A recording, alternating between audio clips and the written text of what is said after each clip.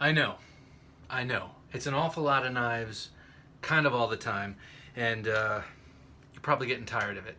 Frankly, I'm getting tired of it too. All these puny, puny little knives. Well, I figured today we would cleanse the palate with a collection selection from my brother. Some of my very coolest things and largest things come from my brother.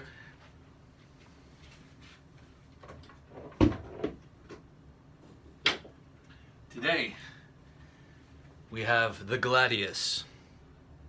But this isn't just a wall hanger. This is not just any old Gladius from Windlass or any of those companies. This is made by the expert sword makers at Traditional Filipino Weapons. I don't know if you've ever heard of that. If you haven't, look them up. They make some tremendous swords, mostly Filipino. As you may have gathered from the name, they are, as you know, there are very, very many islands in the Philippines, and they are a blade culture, and every island has its blades, and so there are many different blades, and that company makes a lot of them. But they've branched out into more European things and more classical things also, and this was one of the first things they started making. The Gladius, the famed Roman legionnaires' sword.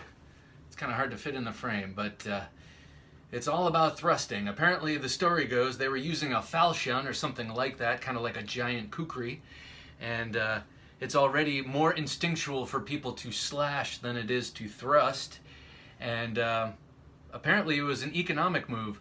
Roman soldiers were slashing a lot more than thrusting, and so there were a lot of dying men on the ground after a battle, and so they needed to employ pikemen to walk around with spears and stab all the dead people, or all the dying people, to make sure they were dead.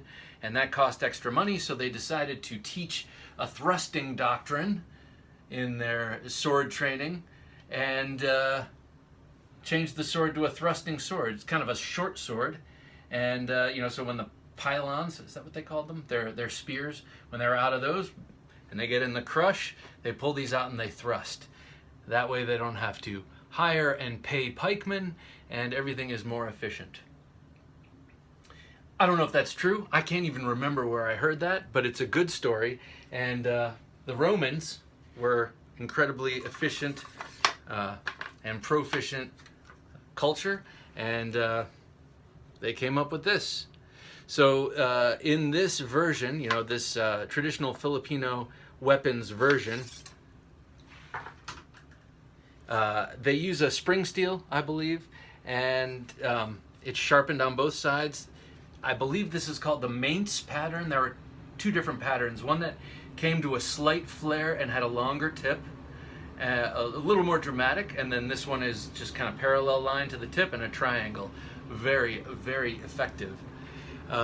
What would I change, you ask? The one thing I would change about this sword is the handle. If you look as I turn the handle, it is completely round. Now I've been tempted to do this, but I don't want to mess this thing up because it's a beautiful wooden handle. But I would have made the sides flat so that when you're holding it and swinging it and manipulating the sword, it doesn't turn. When you hit something and you make an impact, it doesn't turn in your hands. It's not very helpful to have a completely cylindrical handle on any sort of knife. But you'd rather it be on an opinel, something small and lightweight, that the stakes are low. The stakes are high. You're swinging this thing around and you hit something and the blade turns in your hand, who knows what the hell will happen. So that's the only thing I would change.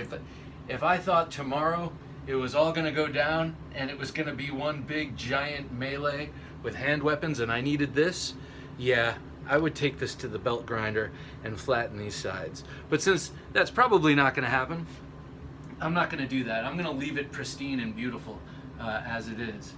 But yeah, this is a really, really sweet sword. I have a gununting from Traditional Filipino Weapons, and I have a not a stick and dagger, a sword and dagger set from them that is just, they're all amazing. And they make about 50 different swords, roughly, and knives, and I would love to have each one. They're amazing. But for now, I'll settle for this. Thank you.